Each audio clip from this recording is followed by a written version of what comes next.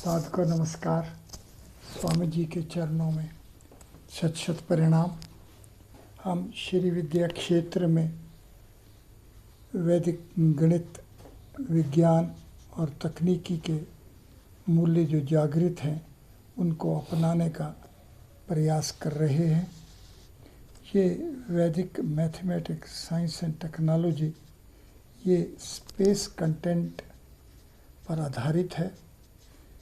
ये आकाश द्रव्य जो है, इस आकाश द्रव्य को जानना और पहचानना और उसका प्रयोग करना, यही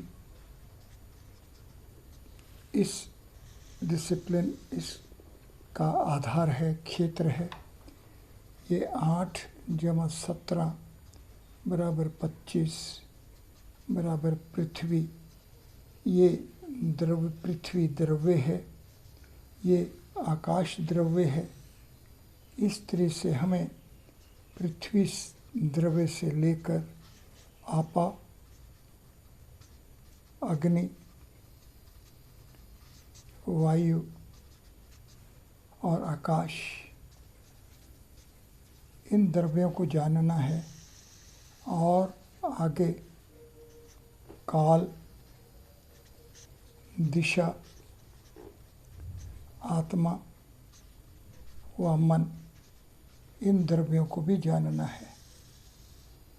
तो आइए हम ये द्रव्य जो है, जो 17 अंक की व्यवस्था वाला है, जो कि आत्मा के भी द्रव्य हैं, ये हमारे को दिव्य द्रव्य बनाता है। दिव्य द्रव्य के अंक हैं 17 + 17। ये दिव्य द्रव्य 34 जो है, ये हाइपर क्यूब 9 है। 9 स्पेस की बॉडी है, जो कि 7, 8, 9 और 10। इसलिए हमें हाइपर क्यूब 9 की व्यवस्था को जानना है। इस तरह जब हम दिव्य द्रव्य को जानना प्रारंभ करेंगे, तो ये जो दिव्य द्रव्य है, जो कि 34 अंक वाला है, जो कि हाइपर क्यूब 9 है, ये हमें hyper cube 9, hyper cube 10, hyper cube 11, hyper cube 12 और हाइपर क्यूब 13 ये पंक्ति बनाएगा, 5 स्टेप्स का बनाएगा। और ये हमें दिव्य लोक में प्रवेश करवाएगा। ये दिव्य लोक का प्रवेश, ये शिवलोक के प्रवेश को कहते हैं। ये शिवलोक का प्रवेश ब्रह्मा जी के लोक से शिव जी के लोक में जाने का तात्पर्य है 4 स्पेस से 5 स्पेस में जाना। इसलिए ये 5 कदम हमें और लेने होंगे, और वो हमारे 34, 38, 42, 46 और 50 बनेंगे। इनमें अगर हम ध्यान से देखें तो मध्य में हमारे पास ये 42 अंक होंगे, और ये अगर हमारे पास डायमेंशन होगी तो हमारे पास डोमेन 44 होगी, और ये परम वियोग है। तो अगर कोई हमारे से प्रश्न करे कि बताइए कि ये वैदिक मैथमेटिक्स, साइंस एंड टेक्नोलॉजी की पहुंच कहाँ तक है, तो हम कहेंगे परम वियोग तक है। ये परम वियोग जो है, इसको हम ट्रांसेंडेंटल स्पेस कहते हैं। तो हम वैदिक मैथमेटिक्स, साइंस एंड टेक्नोलॉजी को जब हम जानेंगे, तो इसका तात्पर्य ये है कि हम परम वियोग तक पहुँचेंगे। ये परम वियोग जो कि 44 अंक वाला है, ये हमारे पास जो कि ट्रांसेंडेंटल स्पेस है, ये जो शिव जी की पहुंच का स्पेस है, इस ट्रांसेंडेंटल स्पेस तक हमें पहुंचना है, या इस स्पेस की ये विद्या है। ये 44 जो अंक है, अगर इस स्पेस को, परम वियोग को एक द्रव्य माने, तो ये हमारे को 11 × 4 वाला है। इसलिए ये D13 होगा। 13 स्पेस का जो कंटेंट होगा वो हमारे को 13, 11, 11 और 9 इस 44 अंक की व्यवस्था बनाएगा। अतः जब हम ये विद्या में पहुंचना चाहेंगे तो हमें 13 अंक पर आश्रित होना होगा, और ये चित्त का अंक है, इसलिए चेतना पर जाना होगा। ये जो चित्त है, इसकी जो पंच वृत्तियाँ होती हैं, इसके जो 5 कवर होते हैं, उनका निरोध करना ही योग कहलाता है। इसलिए आइए आज हम जो मौलिक शब्द हैं उनको पर केंद्रित करें। पहला बात है सांख्य निष्ठा, और दूसरा है योग निष्ठा। ये 2 तरीके के हमारे पास गणित करने के आधार हैं। तो ये जो सांख्य निष्ठा है, ये 20 जमा 22, ये 42 अंक वाली है, जो कि हमें 44 परम वियोग में ले जाएगी। ये 12 जमा 22 34 अंक वाली है, जो कि हमें हाइपर क्यूब 9 से आगे H13 तक पहुंचाएगी। इस तरह से ये सांख्य निष्ठा 42 अंक और योग निष्ठा 34 अंक वाली है। तो हमने देखा कि जो चतुष्पीठ है, इस चतुष्पीठ में जो हमारे पास वायव्य और नैऋत्य कोण हैं, जो कि वायव्य और नैऋत्य कोण हैं, ये 34 और 42 अंक वाले हैं। अग्नि कोण 30 और ईशान कोण 33, पश्चिम 22, पूर्व 21, उत्तर 16 और दक्षिण 24। तो ये सांख्य निष्ठा और योग निष्ठा का जो क्रम है, ये वायव्य कोण से हमारे को नैऋत्य कोण तक ले जाएगा। इसलिए हमारे को ये जानना होगा कि जो वायु तत्व है, जो कि 13 अंक वाला है, ये जो वायु 13 अंक वाला है, इस पर ऋतंभरा बुद्धि कैसे बनेगी, इस पे जाना है।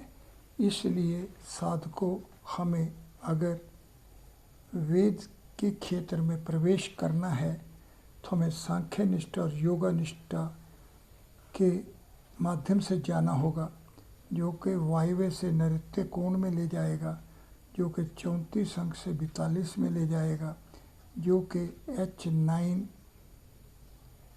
से H11 तक पहुंचाने वाला है, और ये आगे H13 तक पहुंचाएगा। ये हमारी चित्त की अवस्था होगी, ये चेतना होगी। किस तरीके से हमें सांख्य निष्ठा और योगा निष्ठा को जानना है। आइए, अगर हम गणित के आधार पर चलेंगे तो हमें आदि से अंत तक जाना होगा। आदि 10 अंक है, जो कि शक्ति का अंक है, जो कि सती का अंक है। सती, शक्ति आदि सब 10 अंक की व्यवस्था है। अंत तक जब जाएंगे तो ये हमारे पास 14 अंक है, ये सत्ता है और ये उमा है।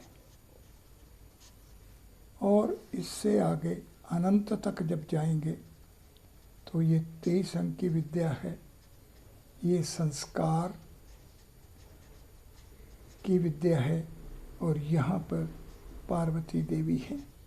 तो ये हमारे को जो सदा शिव की विद्या में पहुँच रहे हैं, जो कि 24 अंक की विद्या में पहुँच रहे हैं, जो कि हम दक्षिण में पहुँचने जा रहे हैं। ये जो जीव 16 अंक की व्यवस्था वाला उत्तर में स्थित जीव दक्षिण में सदा शिव के दर्शन करने को पहुँचने वाला है, वो व्यवस्था हमारे शिव परिवार में किस तरह से है। ये शिव परिवार को जानना ही हमारे को कैलाश से हमारे को पाताल तक की पूरी विद्या क्षेत्र जागृत कर देगा। शिव परिवार को जानना ही हमारा वैदिक गणित को जानना है। तो शिव से जो इनका सदाशिव का रूप है, ये सदाशिव के रूप में जो पार्वती, उमा और सती, इन 3 जन्म काल में जो सदाशिव की प्राप्ति है, यही हमारे पास महेश्वर सूत्र बनाएगी और यही महेश्वर सूत्र हमारे को सुप, सती, उमा और पार्वती इस विधान से हमारे पास व्याकरण निश्चित करेगी। तो ये जितने भी वेदांग हैं, ये वेदांग जो है, जो वेदों का अंग है, ये 30 अंक है, ये चतुष्पीठ है। इसलिए हमारे को अगर वेद तक पहुंचना है तो हमारे को वेदांग के माध्यम से जाना होगा, यानी कि हमें चतुष्पीठ के आधार पर जाना होगा। ये चतुष्पीठ जो है, ये चतुष्पीठ ही हमारी परम गति है। चतुष्पीठ 30 अंक है, परम गति ये भी 30 अंक है, संहिता ये भी 30 अंक है, और हमारे पास जो वेदांग है वो भी 30 अंक है। हमारे पास जो अष्ट प्रकृति है 29 अंक वाली, ये हमें 30 अंक तक पहुंचाती है। इसी का आंतरिक भाव है और ये हाइपर क्यूब 8 है। इस तरह से हम ये जान पाएंगे कि अगर हमें वैदिक मैथमेटिक्स, साइंस एंड टेक्नोलॉजी के क्षेत्र में पहुंचना है तो इसका जो क्रम 3 स्पेस से 4 स्पेस, 5 स्पेस, 6 स्पेस, फिर 8 स्पेस और 0, 1 स्पेस, 2 स्पेस, 7 स्पेस, 9 स्पेस और 10 स्पेस में ये जो 11 कदम हैं, ये हमारे पास हाइपर क्यूब 5 जो कि 5 स्पेस है, जो कि शिवलोक है, जो कि 10 ब्रह्मा से आवर्तित है, जो कि इसकी 5 स्पेस की 11 ज्योमेट्रीज हैं, 11 वर्शंस हैं। तो हमें असल में जब वैदिक मैथमेटिक्स, साइंस एंड टेक्नोलॉजी में चलना है, और जब हम इसने वैदिक मैथमेटिक्स, साइंस एंड टेक्नोलॉजी में हम जब 2 भाग करेंगे, 0, 1, 2, 7, 9 और 10, और उधर चलेंगे हम 3, 4, 5, 6 और 8। ये जो हम 5 और 6 विभाग में बांट रहे हैं, ये असल में हम हाइपर क्यूब 5 जो है, इसकी जो 11 ज्योमेट्रीज हैं, इसको 0 सिग्नेचर से 1, 2, 3, 4 और 5, इसी तरह से नेगेटिव 5 सिग्नेचर्स। तो ये हमारे पास ये 5 और ये 6, इस 5 और 6 भाग में बांटने का विधान है। तो हम जब वैदिक मैथमेटिक्स, साइंस एंड टेक्नोलॉजी के दिव्य द्रव्य को परम वियोग में पहुंच रहे हैं, तो इसका तात्पर्य ये है कि हम सब कुछ 4 स्पेस में देख रहे हैं। इस 4 स्पेस का जो केंद्र है वो 5 स्पेस है, और ये जो 5 स्पेस इसका केंद्र है, ये 6 स्पेस इसका ओरिजिन है। और इस तरीके से ये इसके अंदर जो ट्रांसेंडेंटल कैविटी बनती है, जिसके ब्रह्मा जी 10 ब्रह्मा से आवर्तित है, इस क्षेत्र को जागृत कर रहे हैं, इसको ही हम जान रहे हैं। इसलिए साधकों, हमारे को जब इस विद्या क्षेत्र में पहुंचना है, तो जैसा कि पहला सूत्र बताता है, एकाधिकेन मतलब क्रम से चलना है। ये क्रम अवरोही क्रम हो सकता है, प्रोग्रेस करने वाला हो सकता है, 1 से 2 जाने वाला हो सकता है, और ये आरोही क्रम हो सकता है। अब उल्टा दिखेगा, ये 2 से 1 की तरफ जाना अवरोही है और 1 से 2 में जाना आरोही है।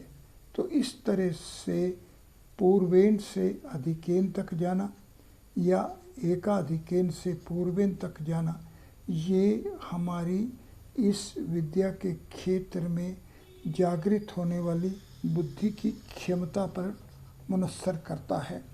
तो हमारे को कर्म अनुसार चलना है, और इस कर्म अनुसार चलने के लिए हमें सर्वप्रथम वर्णों में जो हमारे पास संहिताएं हैं उसको जानना होगा। इन वर्णों को हमें अंकों में परिवर्तित करना होगा, और अंक समन्वय से हमें स्थापत्य में जाना होगा। स्थापत्य से हमारे को चेतना में जाना होगा, और चेतना से हमें पंचम वृत्ति ब्रह्मी अवस्था में जाना होगा। इस क्रम में जाने का तात्पर्य ये है कि हमें सांख्य निष्ठा और योग निष्ठा दोनों से पहुंचना होगा। अब सांख्य निष्ठा और सांख्य योग ये दो अलग विधान नहीं है, पर एक दूसरे के समांतर भी नहीं है। सांख्य 20 है, योग 12 है, ये कुल मिलाकर 32 है।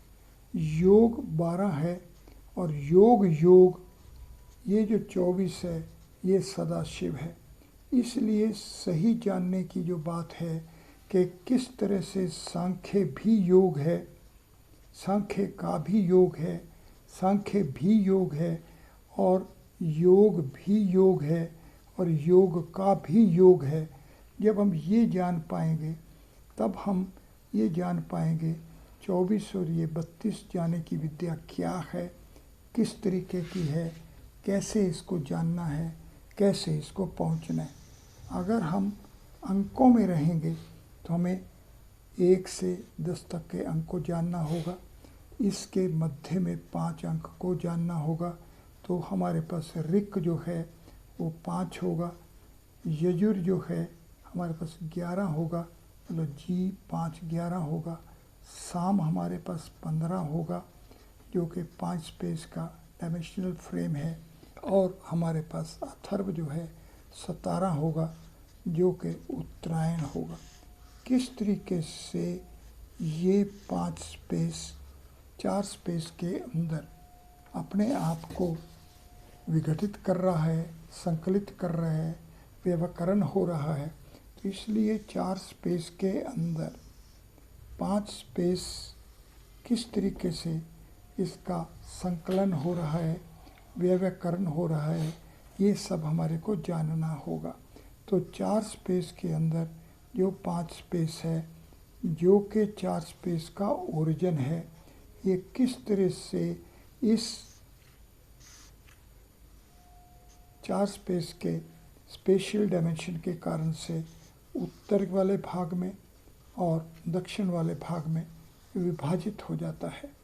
ये किस तरीके से जो नाग है वो अपनी केंचुली को उतार देता है और वो उत्तरायण और दक्षिणायन गुणों वाली हो जाती है, और इसके अंदर सनातन जो है, जो हमारे पास अव्यक्तो अव्यक्तात् है, वो प्रकट हो जाता है। तो इस तरीके से ये जो नाग की केंचुली के उतरने का विधान है वो हमें जानना होगा। ये उपाधि को हटाने का विधान होगा। ये आत्मा पर जो आवृत्तियाँ हो जाती हैं, ये जो आत्म द्रव्य है, इस आत्म द्रव्य पर ये जो शरीर है जो कि देह स्वरूप में है, इस देह को बुझाना होता है। इस देह जो है ये किस तरह से बुझती है, इसके लिए हमें पूर्व से पश्चिम की तरफ जाना होगा, और पूर्व से पश्चिम 22 अंक में मतलब 21 से जाना होगा। और ये आहुति है, आप किस तरीके से अपने जीवन के यज्ञ में आहुति दे रहे हैं कि ये देह बुझ जाए तो आपको मोक्ष की प्राप्ति होगी। इसलिए आइए हम अपना चतुष्पीठ को दोबारा केंद्रित करते हुए अपने इस प्राप्ति को